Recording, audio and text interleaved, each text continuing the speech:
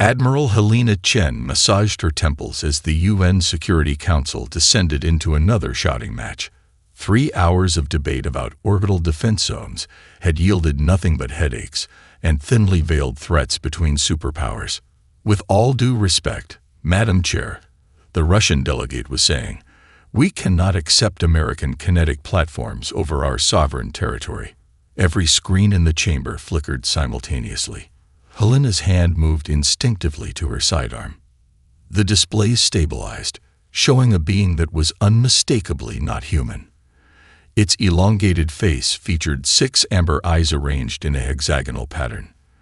When it spoke, its mouth moved in unsettling harmony with perfectly accented English. People of Earth, we come not as conquerors but as supplicants. We beg you to hear us. The chamber erupted. Security personnel flooded in, weapons drawn, as if they could somehow shoot the transmission. Helena remained motionless, analyzing the being's features, the strange architecture visible behind it.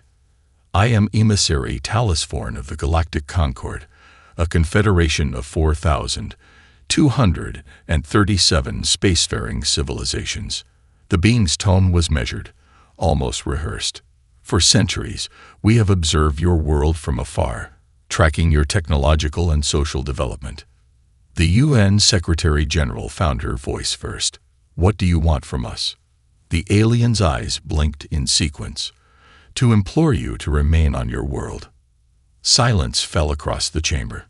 Your species possesses attributes that historically have proven catastrophic when unleashed upon the galactic community.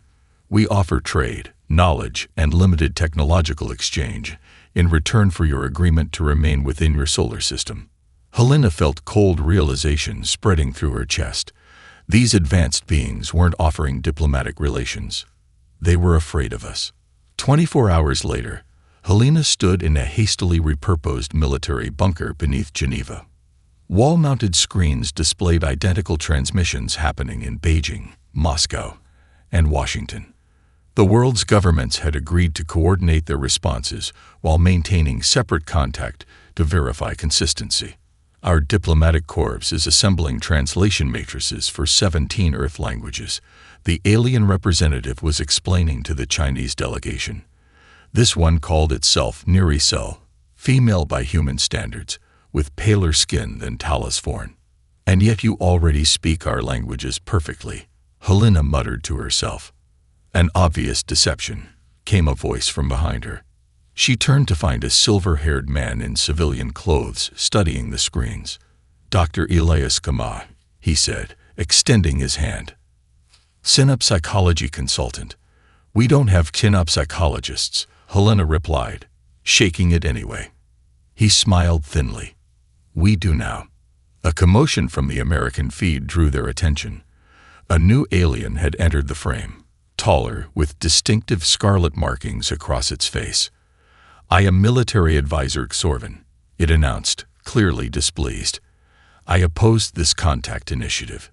Your species' psychological profile indicates a 78.4% probability of aggressive response to external communication. Helena watched the American generals bristle at the assessment. That's interesting, Elias whispered. They're not united in their approach. Alarms suddenly blared throughout the facility. A junior officer rushed to Helena's side. Admiral, General Nakamura has scrambled fighters from Okinawa. He's claiming the aliens have a cloaked vessel in our atmosphere. Countermand that order immediately. Helena barked. He's operating on Japanese authority, ma'am. They're not responding to our signals. On screen. Xorvan's posture changed subtly. We detect your aircraft targeting systems activating. This is precisely the response profile I predicted. Helena grabbed a secure phone. Get me the Japanese Prime Minister. Now. As staff scrambled to establish contact, Elias stepped closer. The aliens just revealed something critical, he said quietly. That we're dangerous. They made that clear already. No. Elias's eyes never left the screen. That they can detect our military systems from wherever they actually are. That's not diplomatic information. That's tactical intelligence gathering. Helena's gaze locked with Sorvin's across thousands of unknown miles. In that moment, she understood with perfect clarity. Humanity's first contact would be defined not by friendship or conquest, but by something far more complex: mutual fear. Dr. Elias Kamau had spent his career studying human conflict resolution. Now he found himself in a subterranean chamber beneath Geneva, analyzing alien psychology instead. The Concord classifies sentient species along multiple axes, Narration explained, her 6 eyes blinking in that unsettling sequence. Technological trajectory, resource consumption patterns, reproductive strategies.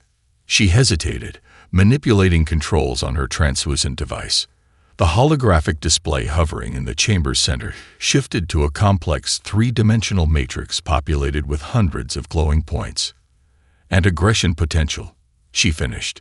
Elias noticed how the diplomatic team from 16 nations leaned forward simultaneously. The aggression axis glowed red, with Earth's marker pulsing ominously at the extreme end. "This can't be accurate," he said, stepping closer to the display. "We've reduced violent conflict by nearly 70% in the past century." Internal violence. Yes, Narration acknowledged. Your species consistently redirects aggression outward as you develop. Every civilization in this classification range. Her slender fingers traced a pattern through a dozen extinct markers, expanded rapidly, consumed neighboring systems, and ultimately self-destructed. "You're saying we're doomed by our nature," Helena stated flatly from her position by the wall. "We're saying you're classified as devastation class," came a deeper voice. Sorvin entered, his scarlet facial markings seeming more pronounced under Earth's lighting. "The Concord has containment protocols for such species." The room temperature seemed to drop 10 degrees. "Is that a threat?" asked the Russian general, hand drifting toward his sidearm. "It's standard procedure," Sorvin replied, unconcerned by the gesture. "Though I advocated for more direct intervention, given your nuclear capabilities and rate of technological advancement." "You wanted to wipe us out," Helena said quietly. Zorgan's expression remained unchanged. "I voted to solve the problem permanently, yes. I was overruled." Silence fell across the chamber.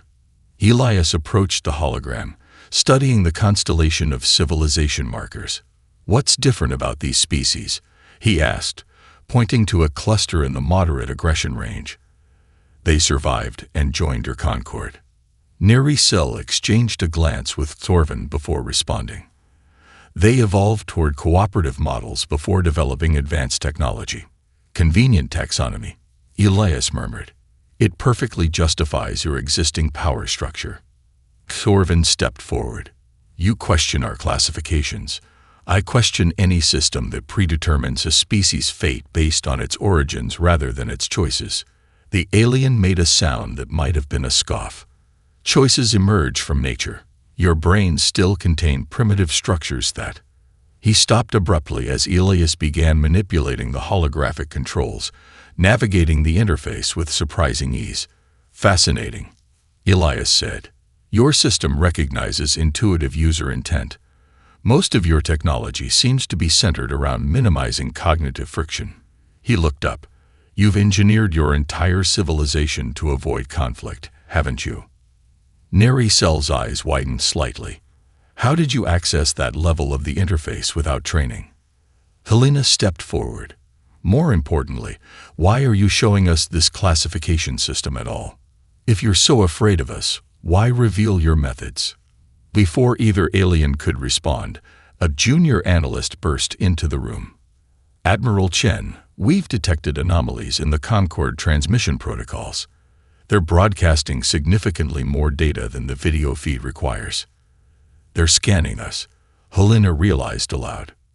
Sorvin's posture shifted subtly. "A standard security measure." "No," Elias said, still manipulating the holographic controls with increasing confidence. "There's something else here." He expanded a subsection of data, revealing the hidden classification marker beside Earth's.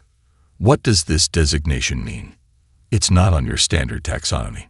The two aliens exchanged glances that contained volumes of unspoken communication.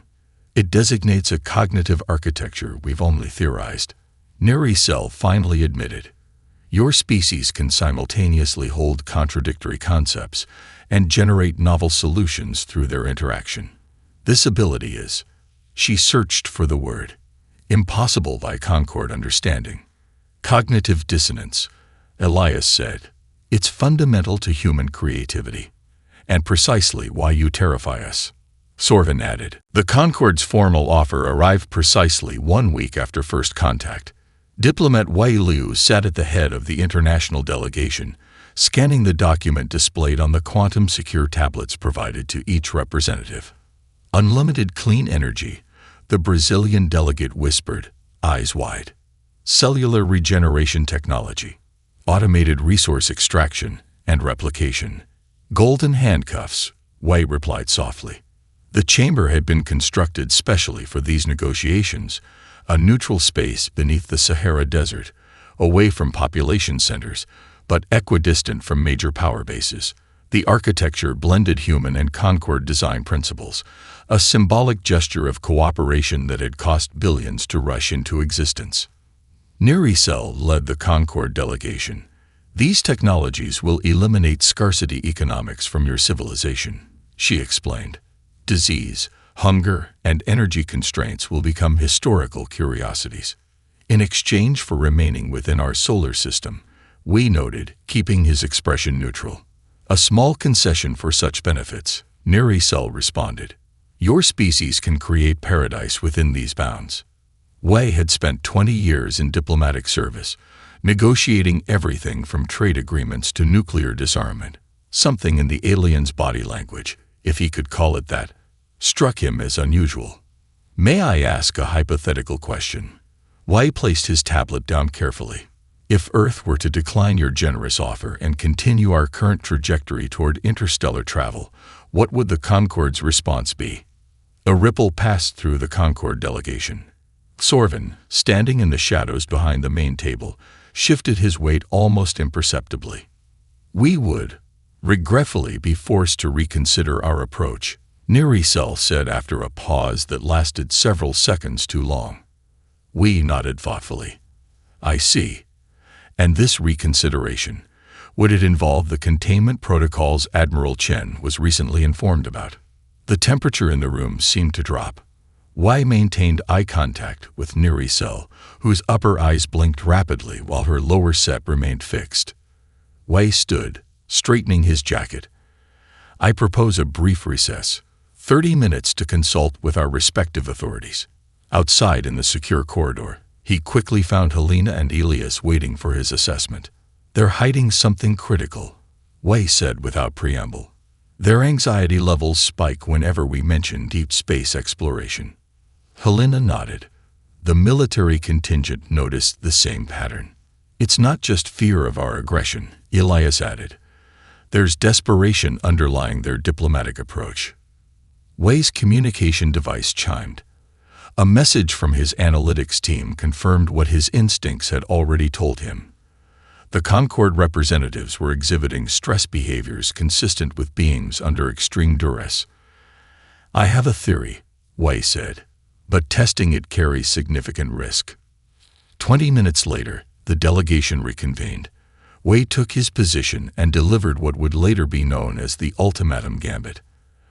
After consultation, Earth has reached a unified position, he announced. We must decline your offer as presented. Furthermore, we will accelerate our interstellar development program unless full disclosure regarding the Concord's true motivations is provided immediately. The reaction was instantaneous and shocking. Naration's body convulsed in what appeared to be a physiological crisis.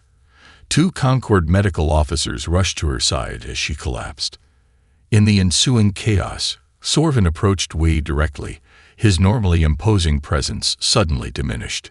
You cannot possibly understand what you're doing, he hissed, voice pitched low enough that only Wei could hear.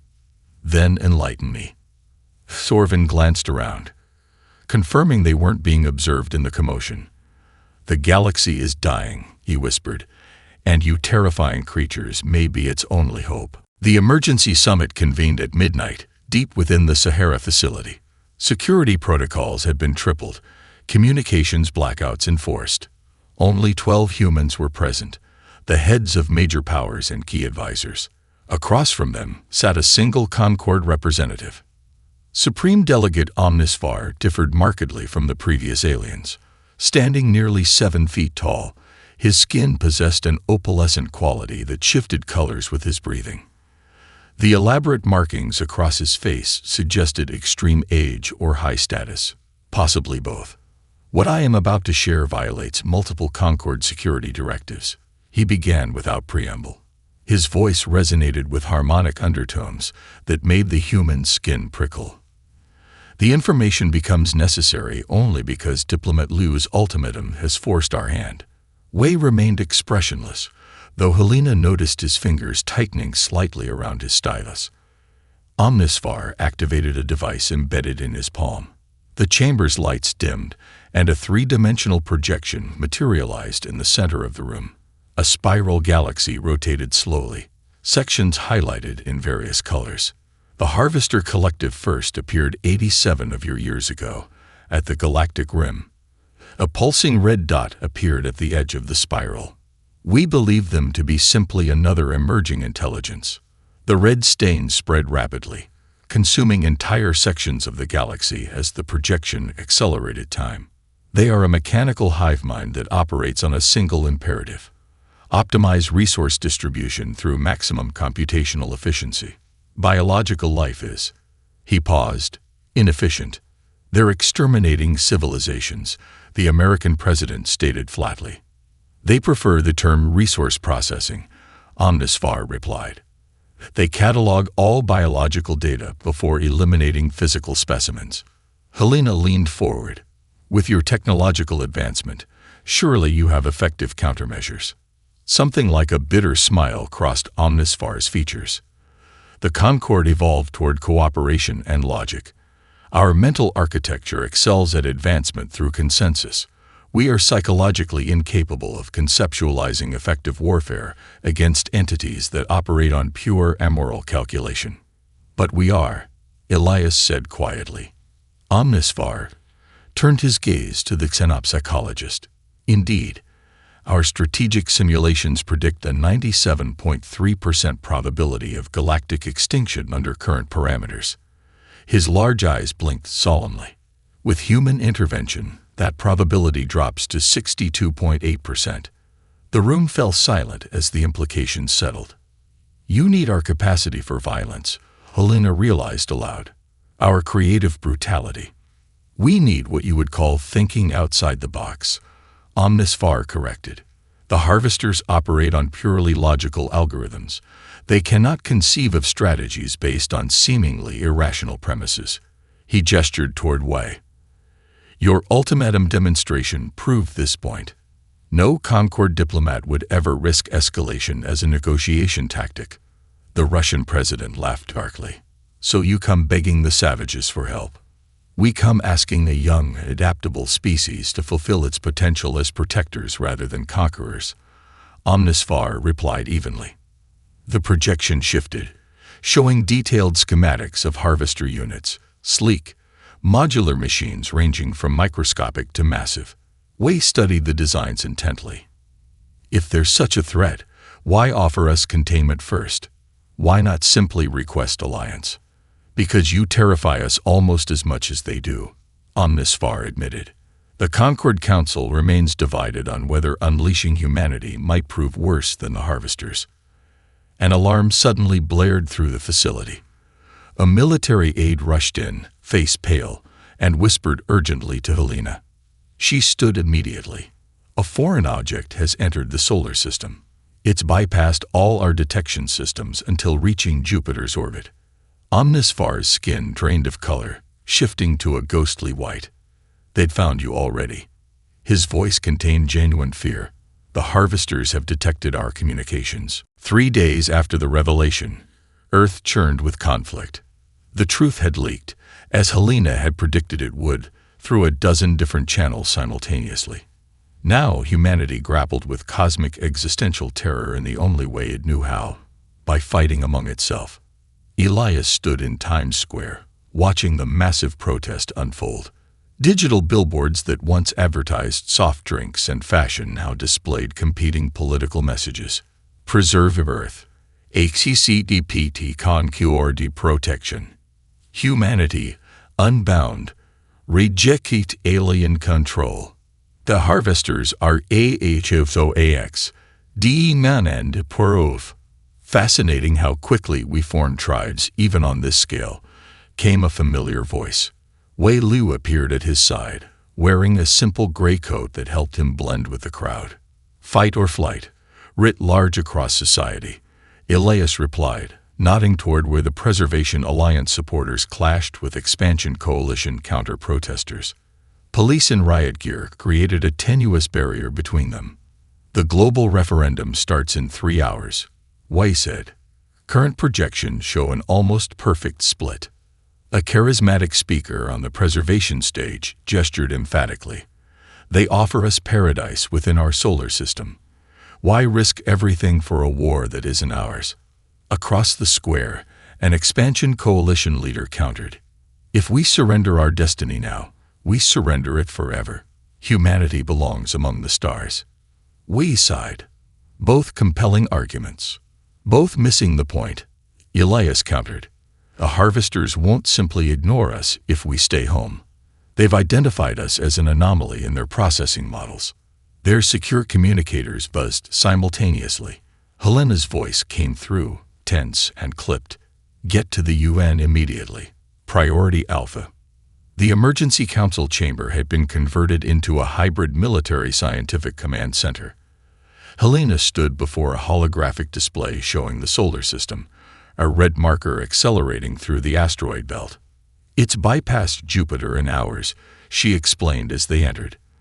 Moving faster than anything in our theoretical models, we're tracking 3 more objects on similar trajectories, approaching from different vectors. Sorgan stood nearby, his scarlet markings stark against his pale skin. Harvester Scout units, he confirmed, designed to analyze defensive capabilities and biological diversity. They're taking inventory before the slaughter, the Russian general muttered. Elias studied the projected course. They'll reach Earth within 18 hours. What are our options?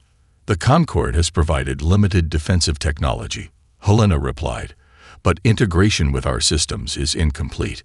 We estimate 30% operational capacity at best. Wei moved closer to the projection. What about diplomatic contact?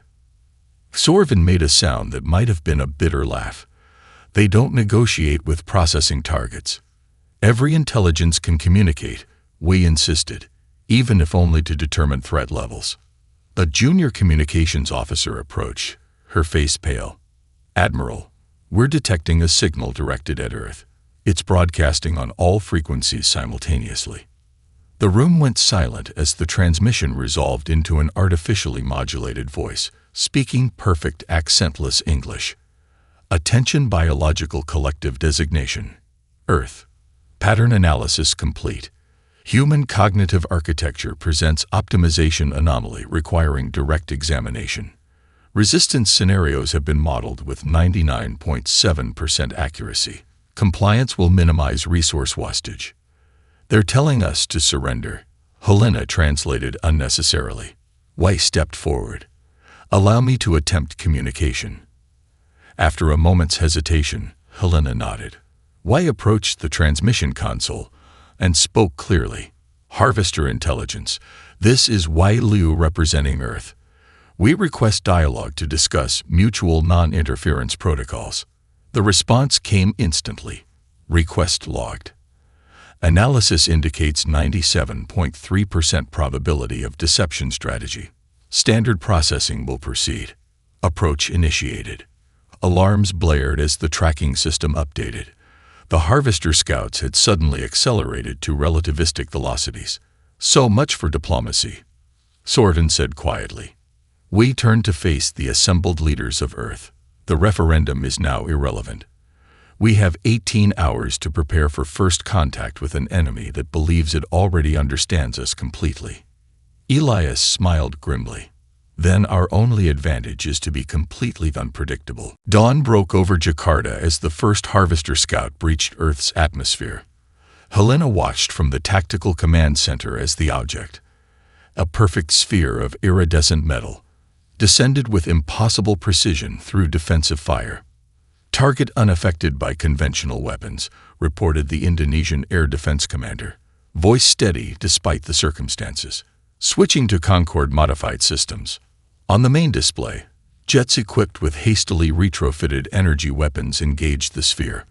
For a brief moment, the alien technology seemed effective. The sphere's surface rippled like disturbed water. Then it adapted. The next energy burst passed harmlessly through its hull. "They're learning," Sorvin observed, standing at Helena's side, adjusting their material phase to neutralize specific threat vectors. "Of course they are," Helena muttered. She activated her global command channel. "All units switch to random frequency modulation. Do not establish predictable attack patterns." Around the world, similar scenes unfolded as 3 more scout units descended over Moscow, Buenos Aires, and Cairo. Conventional military response proved ineffective against technology centuries beyond human development. Yet humanity didn't break. In Jakarta, a university engineering student named Plea Raharjo had been working on signal disruption technology for her doctoral thesis. When the Harvester drone began scanning her neighborhood, she jury-rigged her prototype to broadcast across all wavelengths simultaneously. The sphere paused mid-scan, hovering erratically for precious seconds before adapting. Those seconds were enough for Helena's strike team to deploy. Pattern interruption confirmed. Helena's tactical officer reported. Harvester unit exhibited momentary processing delay. "That shouldn't be possible," Sorvin said, leaning forward. "Their computational redundancy. Probably never encountered a makeshift disruptor built from satellite dished parts and modified cell phone components," Helena interrupted. "Get me that engineer immediately." In orbit, the battle took a different form. The Concorde had provided limited shielding technology for Earth's primitive spacecraft, allowing a desperate gambit. Helena had authorized a mission she privately called Operation Kamikaze, using outdated satellite platforms loaded with fusion warheads as kinetic weapons. The tactic was primitive, wasteful, and entirely illogical by Concorde standards. It worked. One Harvester unit was damaged when it failed to anticipate a seemingly suicidal attack vector. The human pilot, a Vietnam-born captain named Tran, had manually overridden safety protocols to execute a maneuver no algorithm would consider viable. "We've hurt them," Helena announced to the command center. The room erupted in tense cheers. "Transmit Captain Tran's approach parameters to all strike teams immediately." The victory was short-lived. The remaining Harvester units adjusted, destroying subsequent attempts with ruthless efficiency. After 6 hours of engagement, the scouts disengaged simultaneously, accelerating beyond pursuit. Silence fell across the command center. "They're retreating," someone asked uncertainly. "No," Sorvin said, his voice low. "They've completed their analysis phase." Helena studied the casualty reports flooding her screen. Thousands dead, major infrastructure damaged across 4 continents. What happens now? Before Sorvin could answer, the quantum-secure communication device provided by the Concorde activated. Omnisvar's image appeared, his opalescent skin now a deep, troubled blue. "We've intercepted Harvester communications," he announced without greeting. "They've classified humanity as an optimization threat requiring priority processing." "Meaning?" Helena demanded. "Their main fleet has altered course. Earth is now their primary target." He paused, seeming to struggle with his next words. "However, your defensive efforts have surprised our analysts." Helena noticed something in his tone she hadn't heard from any Concorde representative before: respect. "The Concorde Council has officially upgraded Earth's classification to Salvation Class Potential," Omnisvar continued. "We formally request your assistance in the defense of all sapient life." Behind him, The council chamber came into view, hundreds of alien representatives rising to their feet in a gesture Helena's cultural database identified as unprecedented deference. "This won't work if you keep rejecting every improvisation," Helena snapped, tossing the tactical display stylus onto the planning table. Across from her, Sorgan's facial markings darkened with frustration. "And it won't work if your improvisation violates fundamental physical constraints." 2 weeks had passed since the Harvester Scout attack. The uneasy alliance was showing strain as integration centers around the world attempted to merge Concord technology with human military doctrine. "The gravitic inverter can't function that way," he continued. "The power requirements can be met by overclocking the fusion reactor," interrupted Priya Raharjo, the Indonesian engineer whose disruptor had briefly confused the Harvester Scout. Her unexpected effectiveness had earned her a place on Helena's core tactical team. "We've already demonstrated the concept in simulation, at the cost of burning out the entire system after 17 seconds, Sorvin countered. Helena leaned forward. 17 seconds is an eternity in combat. The conflict was playing out in similar fashion across all integration centers. Concord engineers recoiled at humanity's comfort with high-risk solutions and battlefield expedients. Human tacticians grew frustrated with alien ethical constraints and safety protocols. In Geneva, Elias sat cross-legged on the floor of his lab, surrounded by fragments of notes and holoprojections. For 8 days straight, he had been developing a cross-species communication framework to bridge the conceptual gap between human and Concord thought patterns. "The problem isn't language," he explained to his exhausted team. "It's cognitive architecture. They literally cannot conceive of solutions that lack logical consistency, even temporarily." A young linguist looked up from her workstation, like asking them to hold contradictory assumptions simultaneously. "Exactly." Elias gestured toward the displays showing failed collaboration attempts. "We need to create conceptual scaffolding, transitional logic that allows them to follow our intuitive leaps without triggering their neurological resistance." The breakthrough came at 3:17 a.m. when Elias mapped human creative thinking, not as illogical, but as metalogical, operating on multiple simultaneous frameworks rather than rejecting logic entirely. In orbit above Mars, the first joint military operation commenced. A converted mining platform had been equipped with integrated technology. The testbed for what Wei had diplomatically named complementary tactical doctrines. Helena and Sorvin stood on the command deck, watching as simulation units replicated Harvester attack patterns. "Begin randomized response sequence," Helena ordered. Human operators fed unpredictable commands into Concord weapon systems. The aliens had initially protested this approach until Elias's communication framework helped them conceptualize it as tactical variability rather than irrational waste. The results exceeded all projections. Target neutralization efficiency increased by 342%, reported the Concord technical officer, her 6 eyes blinking in what Helena had learned to recognize as astonishment. Sorvin studied the results, his expression shifting. "We've been approaching this all wrong," he said quietly. "Your species' unpredictability isn't a liability to be managed. It's the primary tactical asset." An alert sounded before Helena could respond. An ensign approached, her face grave. "Long-range detection array has confirmed Harvester fleet movement, Admiral. 47 capital-class vessels, estimated arrival in 36 hours. The room fell silent. "Not enough time," Sorvin said, voicing everyone's thoughts. "We've barely integrated our basic systems." Helena surveyed the command center, humans and aliens working side by side, surrounded by half-finished prototypes and hastily adapted technology. Then she smiled, a predatory expression that made several Concord officers step back. "Time for one more human tradition, then," she said. "We improvise on the battlefield." She activated the global command channel. "All units prepare for immediate deployment. We're taking the fight to them." Sorvin stared. "That's suicide." "No," Helena countered. It's the one thing they won't expect. The harvesters calculated a 97.3% probability that we'd establish a defensive perimeter. Their entire strategy will be optimized for that scenario.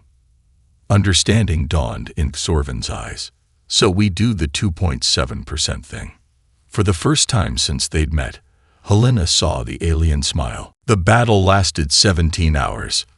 Later, historians would debate whether to call it humanity's finest hour or its most terrifying. Perhaps it was both. Against all strategic logic, Helena had deployed Earth's integrated fleet in an offensive configuration, intercepting the Harvester Armada near the orbit of Venus. The human Concorde vessels attacked in chaotic patterns that defied algorithmic prediction, their weapons cycling through frequencies and modulations faster than the Harvesters could adapt. For the first time in their existence, the Harvesters experienced failure cascades. They can't process our tactical shifts, Sorvin observed from the command vessel, watching as another Harvester capital ship fractured under concentrated fire. Their predictive models are breaking down. On the tactical display, the battle appeared as organized chaos, human commanders making intuitive decisions that conquered engineers translated into technological implementation. The combination proved devastating. Yet the cost was catastrophic. Dozens of Earth vessels destroyed, thousands of lives lost. The Harvesters, despite their confusion, remained formidable. When the primary Harvester command structure finally initiated a full retreat, Helena allowed herself one moment of exhausted relief before the real work began. 3 days later, an unprecedented transmission arrived. "They want to negotiate," Wei announced to the assembled Leadership Council. "The Harvester Collective is requesting diplomatic contact." Omnisfar's skin shifted to a doubtful purple hue. In 3,000 years of recorded conflict, the Harvesters have never attempted communication with processing targets. Because no one ever damaged them significantly before, Helena pointed out. The Concorde Supreme Council representatives nodded in agreement. Their expressions, once condescending toward humanity, now showed cautious respect. "We should accept their overture immediately," the Concorde diplomatic chief urged. "Any cessation of hostilities preserves countless lives." We studied the translation of the Harvester message more carefully. There's something in their communication pattern. Elias, what do you make of this syntactic structure? The xenopsychologist highlighted several passages. There's a recursive element that appears non-essential to the primary content. He ran the text through his analytical framework. It resembles what we call the buried lead in human communication. They're hiding something, Helena concluded. Further analysis confirmed her suspicion. The Harvesters offer to spare remaining biological civilizations in exchange for resource rights to uninhabited systems, contained subtle indicators of insincerity detectable only through human intuition for deception. They're stalling, Wei realized, gathering resources for a more comprehensive attack. The Concorde Council was ready to accept the Harvesters' terms, seeing an opportunity to end the conflict with minimal further losses. Earth's Unified Security Council, led by Helena, refused. "We understand their nature now," she argued before the Joint Assembly. "They cannot conceptualize true cooperation because their base imperative remains unchanged."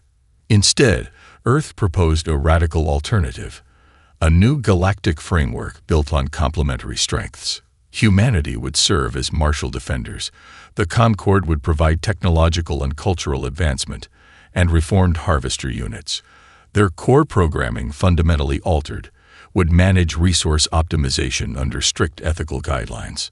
The proposal was audacious, revolutionary, by Concorde standards, utterly irrational. It worked. 1 year later, representatives from across the galaxy gathered on the reconstructed grounds of the United Nations. The Trilateral Cosmic Accord, history's first truly comprehensive interspecies treaty, was ready for signing.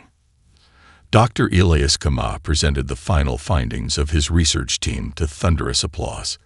His groundbreaking work demonstrated that human aggression, when properly channeled through structured frameworks, evolved into something the galaxy had never seen: a protective force capable of both ferocity and compassion.